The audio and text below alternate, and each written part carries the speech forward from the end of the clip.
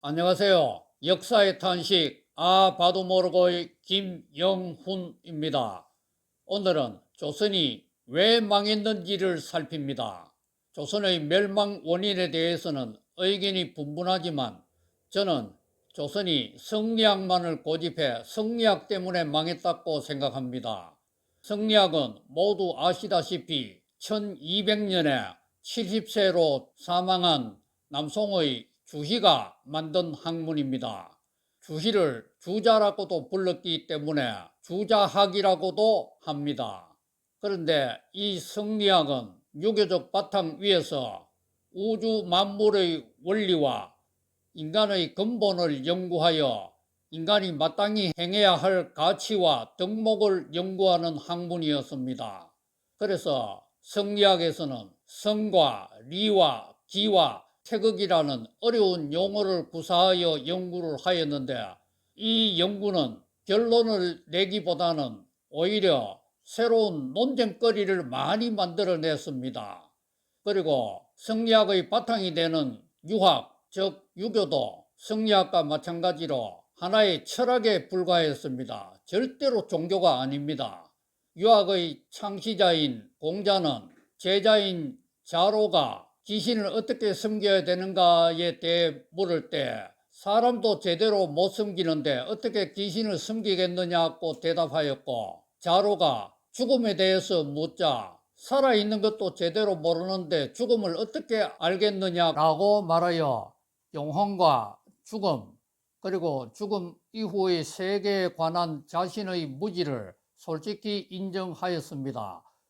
한마디로 유교와 성리학은 하나의 철학이요 좋은 학문에 불과한데, 조선 사회에서는 유교와 성리학을 최고의 종교로 만들었습니다. 유교와 성리학은 충과 효를 같은 개념으로 보았습니다. 나라의 왕에 대한 충성과 부모에 대한 효를 같은 개념으로 보아 이 충효를 실천하는 덕목으로서 제사를 굉장히 중요하게 생각하였습니다. 귀신과 죽음의 세계에 대해 알지도 못하면서 죽은 귀신에 대한 제사를 너무 중요시 생각하여 이를 지키지 않으면 목숨까지 요구하였으니 너무 이상하지 않습니까? 어쨌든 성리학은 하나의 철학에 불과하기 때문에 이 제사를 받아들이는 종교와는 얼마든지 양립할 수가 있었습니다. 그러나 기독교는 이 성리학의 제사를 받아들이지 않았기 때문에 조선 사회에서 많은 박해를 받을 수밖에 없었습니다. 그렇지만 불교는 제사를 받아들였기 때문에 성리학은 불교와는 함께 할 수가 있었습니다. 그럼에도 불구하고 조선의 성리학은 불교를 철저히 배격하였습니다. 사실 성리학은 조선에서 시작된 것이 아닙니다. 고려 말기에 신진 사대부들이 고려를 일으키기 위해서, 고려를 개혁시키기 위해서 성리학을 받아들였습니다. 왜냐하면 그 당시에 강락논법을 비롯한 남송의 뛰어난 경제적 문물을 받아들이면서 그 철학인 성리학도 함께 받아들이며 고려를 개혁하고자 했던 것입니다. 그래서 성리학을 받아들인 신진 사대부들은 고려 내에서 개혁을 부르짖는 사람이 있었는데, 이분들의 대표가 바로 정몽주였습니다. 정몽주가 고려 내의 개혁을 주장한 것은 성리학 유교가 불교와 함께 할 수 있었다고 생각했기 때문 아닌가요? 반면에 고려를 부수고 성리학의 바탕 위에 새로운 나라를 건설하여 성리학을 추구하자는 사람들이 있었는데, 이들의 대표가 정도전이었습니다. 정도전은 엄청난 군사력을 가진 이성계를 끌어들여 결국 조선을 세웠고, 고려 내에서 개혁을 부르짖으며 성리학적인 나라를 만들려고 했던 정몽주와 많은 사람들이 희생을 당했습니다. 그리고 이성계의 아들 태종 이방원은 조선 내에 있던 약 3,000개의 사찰을 없앴습니다. 그래서 250여 개만 남겨놓고 모조리 없애는 대대적인 불교 탄압을 하였습니다. 그 이후 조선사회는 계속 불교를 탄압하면서 오로지 성리학을, 유교를 하나의 종교로 만들었습니다. 이렇게 하나의 종교로 만든 성리학, 유교 사회에서 조선에는 6가지 폐단이 발생하며 결국은 망할 수밖에 없었습니다. 첫째는 성리학의 조선사회가 여성을 철저히 무시하였고 또 서자들을 철저히 차별하였습니다. 조선이 개국되었지만 조선사회는 처음에 200년 동안이나 결혼 문화가 장가가는 문화였습니다. 즉 남자가 장인, 장모의 집에 가서 처가살이를 함으로 결혼 생활이 시작되는 문화였습니다. 그런데 이 성리학이 점점 굳어지면서 결혼이 여자가 시집을 가서 시집살이 하는 결혼 문화로 바뀌었습니다. 그렇게 바뀌면서 여성의 상속권도 사라지게 되었고 여성에 대한 여러 가지 억압이 이루어졌습니다. 그리고 남성들의 축첩 제도가 일반화되었습니다. 축첩이 일반화됨으로 인하여 발생한 것은 바로 서자 문제였습니다. 이 서자들을 조선의 양반 사회에서는 양반이라고 해도 철저히 무시하여 서자들은 과거에 응시할 수 있는 기회조차도 제대로 주어지지 않았습니다.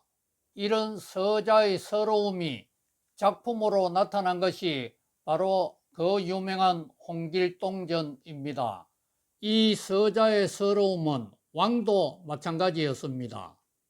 서자 출신으로 왕이 된 사람들은 늘 열등감과 자괴감에서 완전히 벗어나기가 힘들었습니다. 심지어는 왕후가 낳은 대군이라 할지라도 적장자, 즉 장남이 아닌 자로서 왕이 된 사람은 논란에 휩싸이기 쉬웠습니다. 그 대표적인 예가 바로 예송 논쟁이었습니다. 그런데 조선은 성리학이 요구하는 적장자가 아닌 자가 왕이 된 경우가 너무도 많았습니다. 왕이 이럴진데 일반 서자들의 서러움은 얼마나 컸겠습니까? 둘째, 성리학적인 조선 사회는 양반의 한 축인 무신들을 철저히 차별하였습니다. 요즘의 국방부 장관에 해당되는 자리가 조선에서는 병조 판서였습니다. 그런데 조선왕조 518년 동안에 병조 판서에 무신이 앉은 경우는 찾아보기가 정말 힘들었습니다. 모두 문신이 병조 판서가 되었습니다. 무신은 무능했기 때문에 문신들이 병조 판서가 되어야만 했습니까? 아닙니다. 임진왜란 때 이 나라를 구해준 이순신 장군이 바로 무신이 아닙니까? 그럼에도 불구하고 이순신 장군은 무신을 철저히 무시하는 성리학적인 조선 사회에서 견디지 못하여 결국 자살로 보이는 이상한 죽음을 맞이할 수밖에 없었습니다. 셋째, 성리학적인 조선 사회는 이상한 논쟁을 계속하며 적을 많이 만들어 갔습니다. 그 대표적인 예가 1, 2차 예송 논쟁이었습니다. 1차 예송 논쟁은 효종이 1659년에 사망함으로 인하여 효종의 계모인 장렬 대비가 상복을 1년을 입어야 될지 3년을 입어야 될지 그 상복을 어떤 상복을 입어야 될지를 가지고 피 튀기는 논쟁이 벌어졌습니다. 2차 예송 논쟁은 효종의 아내인 인선왕후가 1674년에 죽으면서 시어머니 뻘 되는 장렬 대비가 상복을 1년간 입어야 하는지 9개월간 입어야 하는지 이것을 놓고 또 피 튀기는 논쟁이 벌어졌습니다. 이 논쟁에서 성리학의 대가인 송시열에게 반대하는 논리를 폈던 윤휴는 사문난적으로 몰리며 송시열이 속해 있던 서인과 윤휴가 속해 있던 남인은 아주 원수지간이 되고 말았습니다. 넷째, 성리학적인 조선사회는 이상한 제사를 끝까지 하였습니다. 1644년에 명나라가 망하고 중국에 청나라가 들어섰습니다. 그런데 성리학을 고집한 조선 지도청은 명나라가 임진왜란 때 조선을 도와주었다는 이유로 망한 명나라 황제에게 제사를 계속 지내야 한다고 했습니다. 명이 망했기 때문에 제사를 지내줄 사람이 없으니 조선이 그 제사를 지내야 한다는 것이었습니다. 그래서 송시열은 만동묘를 만들어 조선에서 계속 제사를 지내라는 말을 하였습니다. 당시 송시열은 송자라고도 불릴 정도로 공자, 맹자, 주자와 같은 자자 돌림의 이름을 가질 정도로 조선에서는 성리학의 대가로 알려졌습니다. 그러자 1704년에 만동묘가 만들어져서 명나라 황제에 대한 제사를 조선에서 계속하였습니다. 이 만동묘에 대한 폐단이 너무 크자 1865년에 흥성대원군이 이 만동묘를 철폐하였습니다. 그런데 1873년에 친정을 선언한 고종은 이 만동묘를 복구시켰습니다. 만동묘가 부활한 이유는 바로 당시 노론의 요청이 있었기 때문이었습니다. 그래서 만동묘가 부활되어 사라진 명나라 황제에 대한 제사가 조선이 망할 때까지 이루어졌습니다. 조선의 발전을 위해 수레가 다니는 길을 닦아야 한다는 건의는 성리학적인 사고에 의해 받아들여지지 않으면서 이런 요청은 받아들여지고 있으니 너무 이상하지 않습니까? 다섯째, 성리학적인 조선사회는 첫 번째로 태어난 왕자를 죽도록 만들었습니다. 고종의 아내인 명성왕후는 오랜 결혼생활 끝에 유산도 하고 여러가지 어려움을 겪었는데 1871년에 드디어 첫 아들을 낳았습니다. 그런데 이 아들이 항문이 막혔습니다. 아기가 태어났는데 항문이 없으면 살 수가 있습니까? 그래서 이 아기의 항문을 뚫어야 산다고 신하들이 주청을 했지만은 당시 권력을 쥐고 있었던 흥성대원군은 성리학적인 사고에 갇혀서 몸에 칼을 대는 것을 금하였습니다. 그래서 항문을 뚫지 못한 아기는 결국 5일 만에 죽었습니다. 이 아기가 죽자 이 아기의 엄마인 명성왕후의 마음속에 흥성대원군에 대한 미움의 감정이 얼마나 컸겠습니까? 그래서 그런지 명성왕후와 흥성대원군은 권력을 놓고 서로 어르렁거리며 엄청나게 싸웠습니다. 이 두 사람의 갈등과 싸움은 단순한 시아버지와 며느리의 싸움으로 끝나지 않았습니다. 왜냐하면 명성왕후와 흥성대원군은 사실 조선의 실질적인 권력자였기 때문에 이 권력자들이 다투는데 그 중간에 고종은 끼어가지고 이러지도 뭐하고 저러지도 뭐하고 그러면서도 고종은 자기 욕심을 차리다가 결국은 나라가 망할 수밖에 없었습니다. 여섯째, 성리학적인 조선사회는 끝까지 성리학을 고집하다가 외부 세계가 어떻게 변하는지에 대해 너무 둔감하였고 자기들과 의견이 같은 사람들만 중용하였습니다. 그런데 그 사이에 조선사회는 일반 백성들이 살기가 너무 힘든 사회가 되어서 19세기 사회는 온갖 밀란이 끊어지지 않았습니다. 이 가운데 가장 큰 난은 1882년에 발생한 이모군란과 1894년에 발생한 동학농민운동이었습니다. 동학은 운동인지 혁명인지 밀란인지 의견이 분분합니다. 어쨌든 19세기 사회는 일반 백성들이 살아가기가 너무도 힘든 사회였는데 그 실상을 선교사들의 보고를 통해 잘 알 수가 있습니다.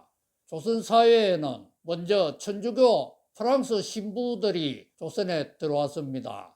그런데 이들은 1866년에 흥성대원군에 의해 병임 박해를 당하며 모두 처형당했습니다. 그 이후 1884년에 알렌이라는 의료 선교사가 조선에 몰래 들어왔고, 이 알렌 이후 미국과 여러 나라에서 개신교 선교사들이 이 땅에 많이 들어왔습니다. 이 선교사들이 선교 본부에 보낸 보고에 의하면 조선 사회의 실상은 이랬습니다. 조선은 부정부패와 매관매직이 너무 심하여 일반 백성들이 살아갈 꿈이 없는 사회이다. 왜냐하면 열심히 일해봐야 다 빼앗기기 때문이다.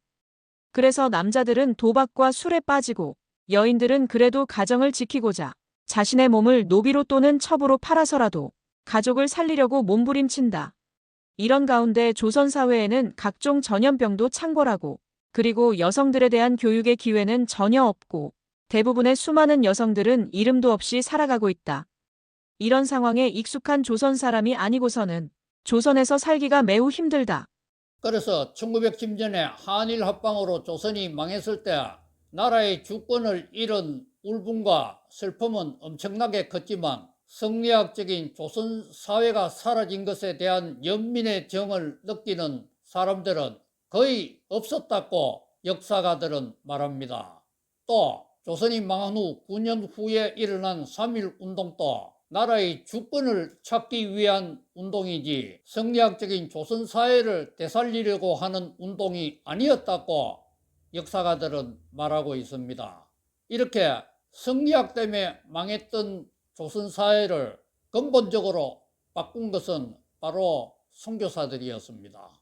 특히 개신교 선교사들이 이 땅에 와서 한 것은 제가 2024년 12월부터 지난주까지 3개월간 방송한 대로 병원을 지어 아픈 사람들을, 불쌍한 사람들을 돌아보는 일뿐만 한 것이 아니고 학교를 지어 젊은이들을 가르쳤습니다. 이 학교를 설립할 때에는 남자 학교만 설립한 것이 아니고 여자 학교도 거의 동시에 설립하였습니다. 우리나라 최초의 학당인 배제학당과 이화학당이 거의 동시에 설립되었던 것은 성리학적인 조선 사회에서는 있을 수가 없는 일이었습니다. 그런데 어떤 지역에서는 여자 학교가 먼저 설립되기도 했습니다. 그리고 교회에서도 일반 성인들을 상대로 가르치기 시작했습니다. 교회에서 무엇을 가르쳤을까요? 성경은 당연히 가르쳤겠지만 한글을 가르쳤습니다. 한글을 가르친 이유는 두 가지입니다. 첫째는 성경을 읽도록 하기 위해서 한글을 가르쳤고, 또 둘째는 한글이 너무 쉬운 탁월한 문자였기 때문에 배우기가 쉬워서 가르쳤습니다. 그런데 이 한글을 조선의 양반 사회는 어문이라고 부르며 얕잡아보고 무시하였습니다. 그렇지만 이 한글의 탁월성을 알아본 선교사들은 조선말을 배우면서 바로 한글을 배웠고, 또 성경도 한글로 번역하였습니다. 성경을 한글로 번역한 사람들이 우리 조선 사람이 아니고 선교사들이었다고 하니 참으로 놀랍지 않습니까? 사실 조선의 여성들은 교육을 받을 기회가 전혀 없었기 때문에 조선의 왕비 가운데에서도 한문은 고사하고 한글도 모르는 사람도 있었습니다. 왜냐하면 여성들을 가르치는 교육기관은 전혀 없었기 때문에 오로지 부모에게서 배우는 수밖에 없었는데, 부모가 안 가르치면 여성들은 한문이고 한글이고 알 수가 없었습니다. 그래서 조선의 여성들은 한글을 아는 사람도 거의 없었습니다.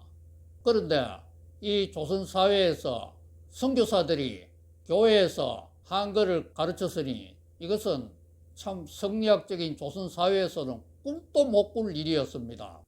그리고 여성들뿐만 아니라 이 조선 사회에서 천대시 받았던 상민들도 한글을 배우며 눈을 뜨기 시작했습니다. 또 교회의 예배당에서는 음악회, 연거, 그리고 각종 전시회 등의 문화 행사를 많이 하였습니다.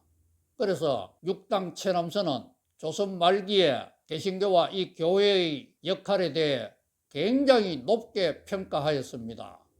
그리고 선교사들이 세운 병원에서는 성리학적인 조선 사회가 그동안 외면했던 나환자들, 폐결핵 환자들, 이런 난치병 환자들을 치료하였습니다. 나 환자나 폐결핵 환자들은 당시 조선 사회에서는 가족도 돌아보지 않고 버림을 당하는 환자들이었습니다. 그런데 선교사들이 세운 병원에서 이런 환자들까지 챙기니 이 성리학적인 조선 사회에서 생각이나 할 수 있었겠습니까? 이런 가운데 일제시대 때 지식인층은 대다수가 기독교인이었습니다. 기독교인이 숫자가 많기 때문에 그랬을까요? 안 그렇습니다. 기독교인은 일제시대 때에도 3%를 넘지 못했는데 이 우리나라 민족을 이끌어가는 지도자와 지식인들은 대부분 기독교 출신이었습니다. 그 단적인 예가 1919년의 3.1운동 때 독립선언문을 발표했던 민족대표 33인입니다. 이 민족대표 33명 가운데 약 절반이 기독교입니다. 사실은 기독교인이 이보다 더 많은데 기독교인인 월남 이상재 선생이 민족대표 33인을 선정할 때에 다른 종교를 배려하여 기독교인의 숫자를 줄인 것이 이 정도였다고 합니다. 그러니 이 우리나라 민족사회에서 선교사들이 끼친 영향력이 얼마나 대단합니까? 이 선교사들이 만든 이런 근본적인 개혁을 바탕으로 하여 이승만 대통령이 의무교육과 토지개혁을 실시하였고 뒤이어 박정희 대통령과 많은 경제인들이 산업화 현대화를 이루어내었고 그 결과 우리나라는 지금 역사 이래 가장 부강한 형편을 누리고 있습니다. 이 모든 것이 성리학으로 망한 조선사회에서 이 성리학 정신의 때를 벗기는 작업을 했던 선교사들의 노력 때문이라고 생각하니 선교사들의 헌신에 대해 진정으로 감사드립니다. 그리고 이 선교사들을 이 땅에 보내주신 하나님에게도 너무도 감사를 드립니다. 다음 주 이 시간에는 일본이 미국과 유럽에 보낸 사절단과 우리 조선이 보낸 사절단을 비교하여 말씀드리겠습니다. 감사합니다. 하나님 복 많이 누리세요.